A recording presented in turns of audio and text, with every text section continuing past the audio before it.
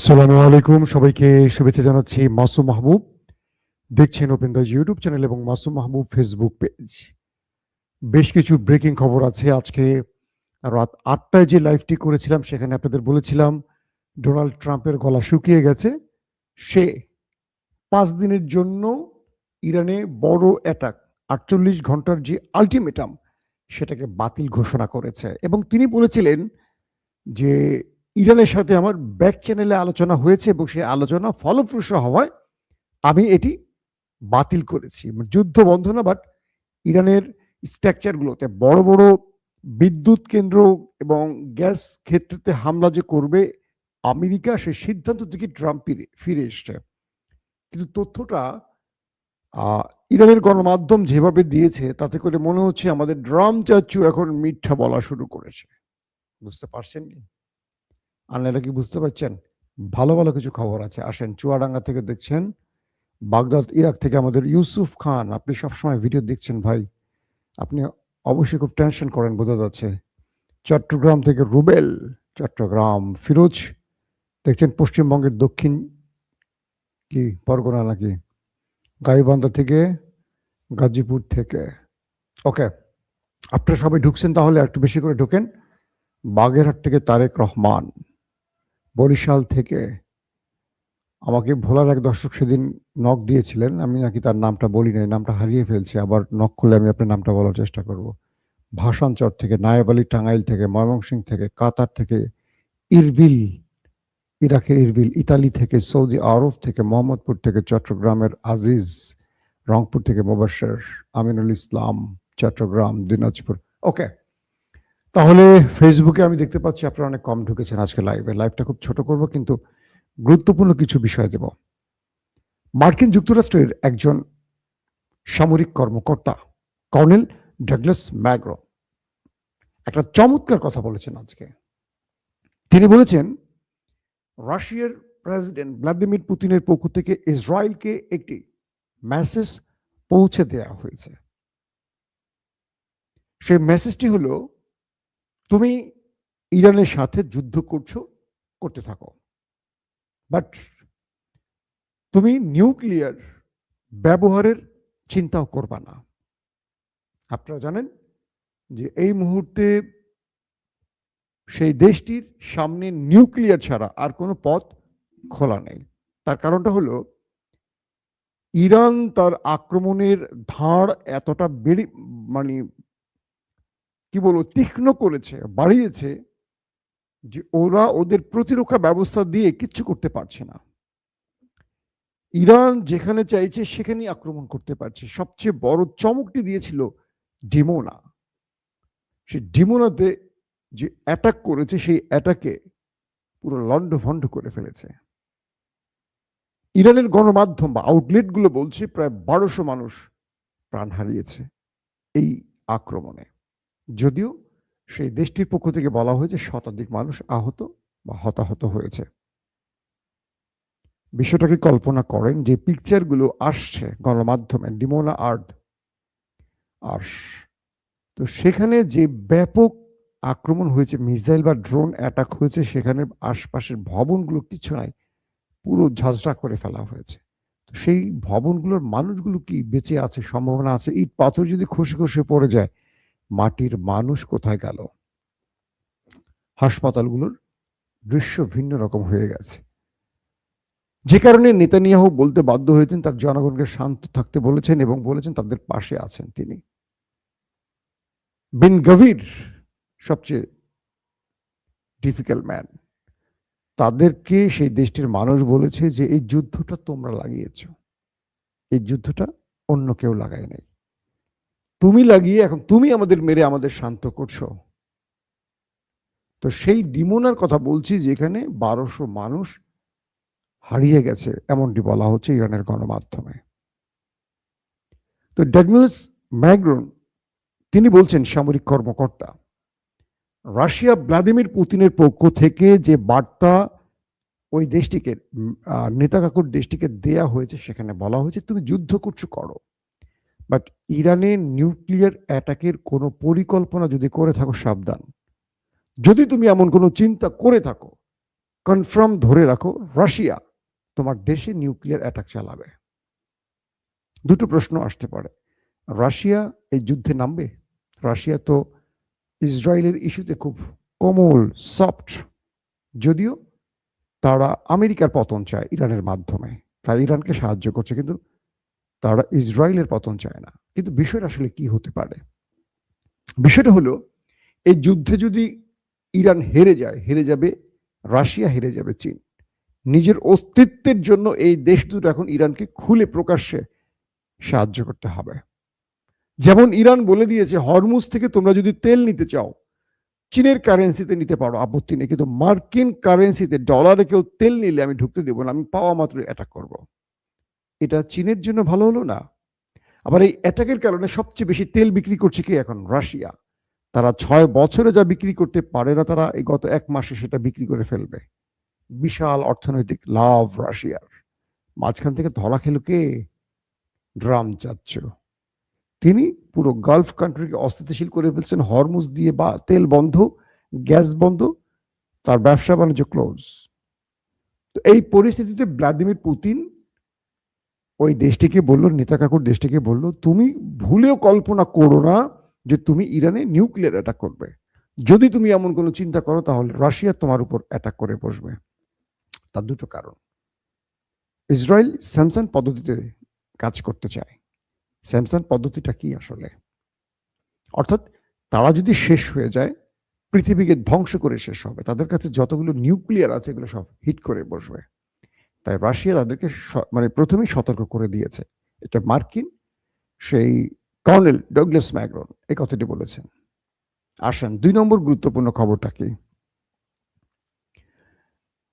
মার্কিন যুক্তরাষ্ট্রের president Donald Trump তিনি তার সোশ্যাল অ্যাকাউন্টে বলেছেন যে ইরানের সাথে ব্যাক চ্যানেলে তাদের সাথে আলোচনা হয়েছে, সেই চ্যানেলের আলোচনার মাধ্যমে ইরান আশ্বস্ত করেছে এটা করবে না, এবং এটা মিশর, তুরস্ক আরো ব্লাব কয়েকটি দেশ মধ্যস্থতা করেছে। পুরো বিষয়টা মিথ্যা। ইরানের আইআরজিসি এবং ইরানের গণমাধ্যম বলছে আমেরিকার সাথে কোনো আলোচনাই তাদের হয়নি। তাসনিম নিউজ এজেন্সি বলছে যে ইরানের ভয় ট্রাম্প তার আক্রমণ থেকে সরে এসেছে, মানে 48 ঘন্টার আলটিমেটাম থেকে 5 দিনের আলটিমেটামে চলে গেছে, যে 5 দিন পর তারা সিদ্ধান্ত নেবে তারা কি করবে। আমি আমার রাত 8টার লাইভে বিস্তারিত বলেছি, আরেকটু স্মরণ করে দিয়ে আরো কিছু নতুন তথ্য এসছে। সেটা হলো, ইরান যে ঘোষণাটি দিয়েছিল যে আমার যেখানে হামলা হবে আমি তোমার সেখানেই হামলা করব, যেমন নাতান যে হামলা করলো আমেরিকা ইসরায়েল, ঠিক ইসরায়েলের দিমোনাতে হিট করে বসলো এবং প্রচুর মানুষ ওপারে চলে গেল ভিসা ছাড়া। ইরান কথায় রেখেছে। যখন ইরানের গ্যাস ফিল্ডে হামলা করলো কাতার, আরব আমিরাত, সৌদির জ্বালানিতে হামলা করে বসলো ইরান, ইরান তার কথা রেখেছে। ইরান বলছে যে আমার উপর এটা হলে আমি হরমুজ বন্ধ করে দিব, দিছে হরমুজ বন্ধ করে। কোনোভাবেই ইরান এখন হরমুজের, মানে ইরানের হাত থেকে হরমুজের কন্ট্রোল আমেরিকা নিতে পারেনি। তিনি 450 সেনা এখানে, 450 না 4,500 সেনা, তারা 4500 সেনা তারা কল করেছে মধ্যপ্রাচ্যে, গালফ কান্ট্রিতে। ইরান বলছে তাদেরকে আর ফেরত যেতে দেব না। কমান্ডো স্টাইলে তারা ইরানে আসবে স্থল অভিযানে। ইরান বলছে ওয়েলকাম, তোমার জন্য ওয়েট করছি।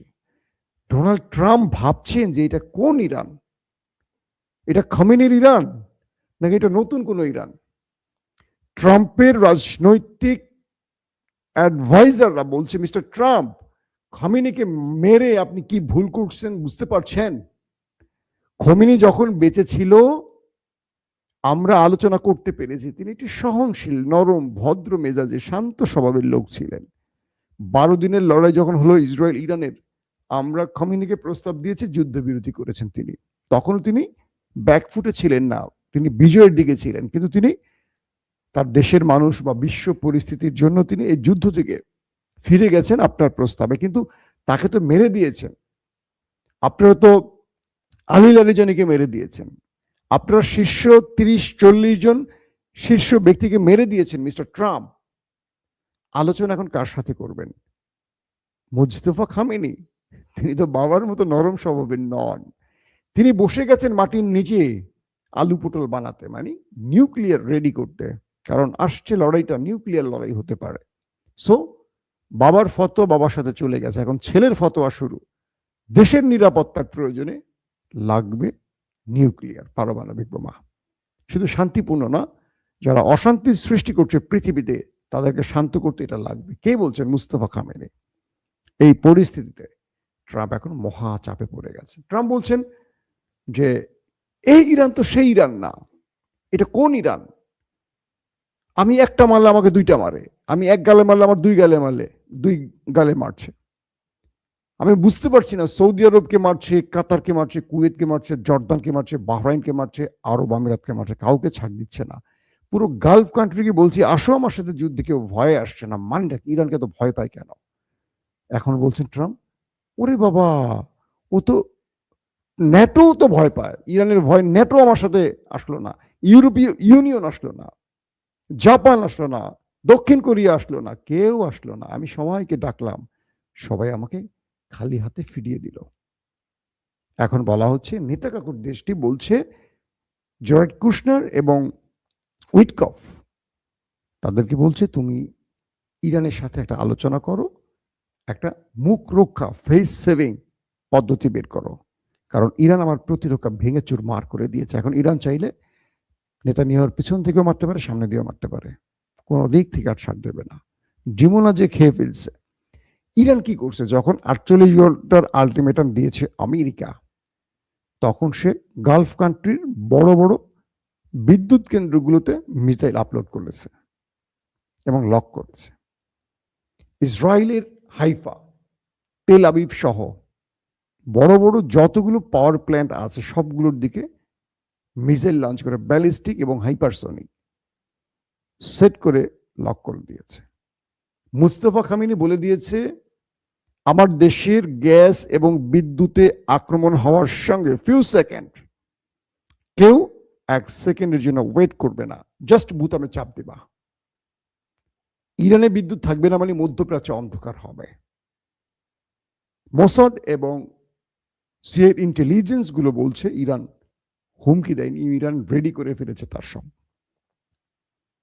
মার্কিনীরা উপগ্রহ বা স্যাটেলাইট ইমেজ পরীক্ষা করে দেখলো যে ইরানের উপরিভাগের চেয়ে মাটির ভেতরে রহস্যজনক আনাগোনা বেশি।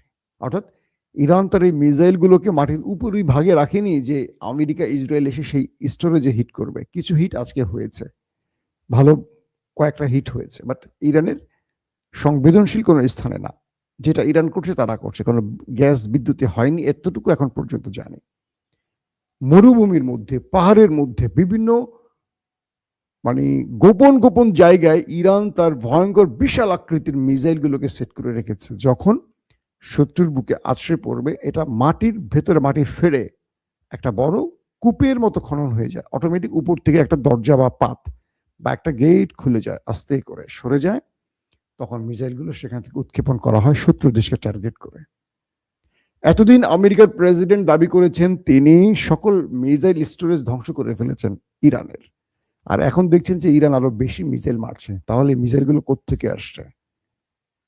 তার মানে তাকে যে তথ্য দেয়া হয়েছে বা তিনি যে কথাগুলো বলেছেন এতদিন ধরে সব ছিল বাকওয়াস, বানানো মিথ্যে কথা। আজকে ভারতের এক সাংবাদিক বলছিলেন, আমার সাথে হোয়াটসঅ্যাপে কথা হচ্ছিল, বলছিলেন যে দাদা, সকালে ট্রাম্প যেটা বলে দুপুরে সেটা উল্টাটা বলে, আবার দুপুরে যেটা বলে বিকালে সেটা চেঞ্জ করে ফেলে, বিকালে যেটা বলে রাতে সেটা ভুলে যায়। তাকে এখন কি বলবেন? সে তো ইরানের থয়কা ঠা প খেয়ে এলোমেলো শুরু করে দিয়েছে। গালফ কান্ট্রি থেকে আমেরিকা প্রেসিডেন্টকে বলা হলো যে তুমি কি খেলা শুরু করছো? তুমি ইরানকে মারবা পাওয়ার প্ল্যান্টে, ইরান মারবে আমার পাওয়ার প্ল্যান্টে। তুমি মারবা ইরানের গ্যাসে, ইরান মারবে আমার পানিতে। তো আমার মরুভূমির দেশ, আমি সাগরের পানিকে ফিল্টার করে রিফাইন করে আমি খাই, আমার জনগণ খায়া বাঁচে।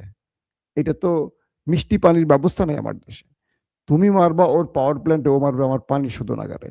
আমার পানি যদি ধ্বংস করে ফেলে তাহলে আমার দেশের মানুষ বাঁচবে কি করে?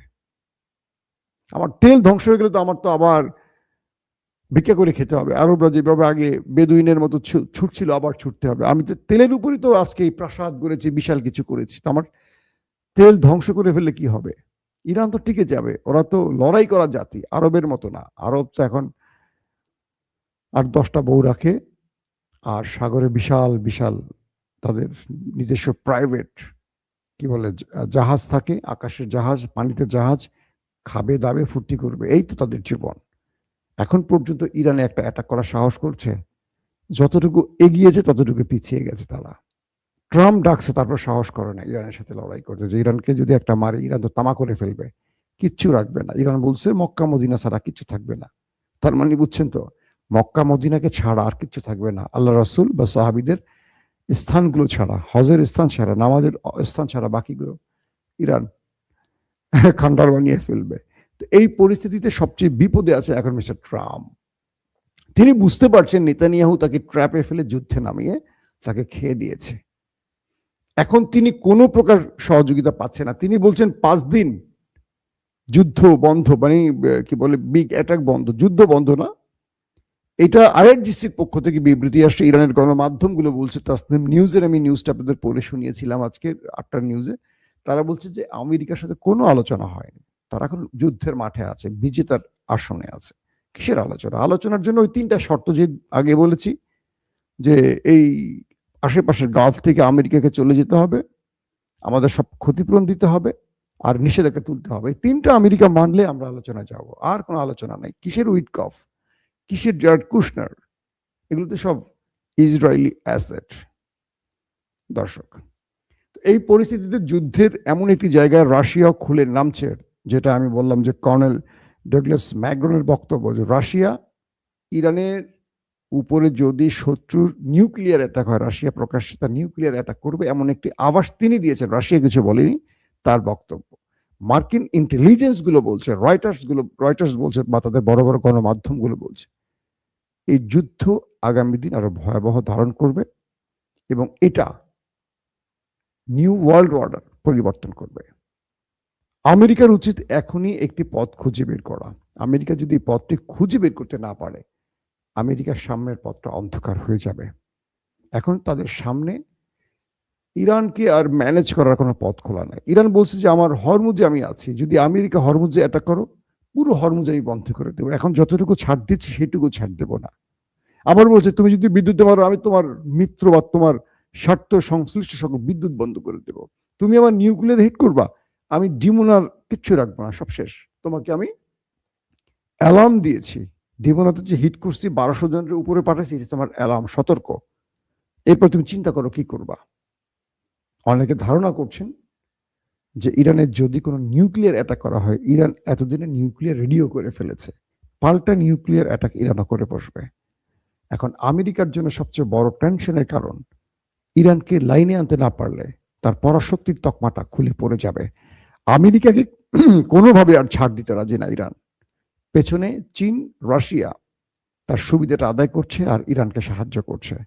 ইউরোপ, ন্যাটো, গালফ, আফ্রিকা, কেউ আমেরিকার পাশে আর দাঁড়াচ্ছে না।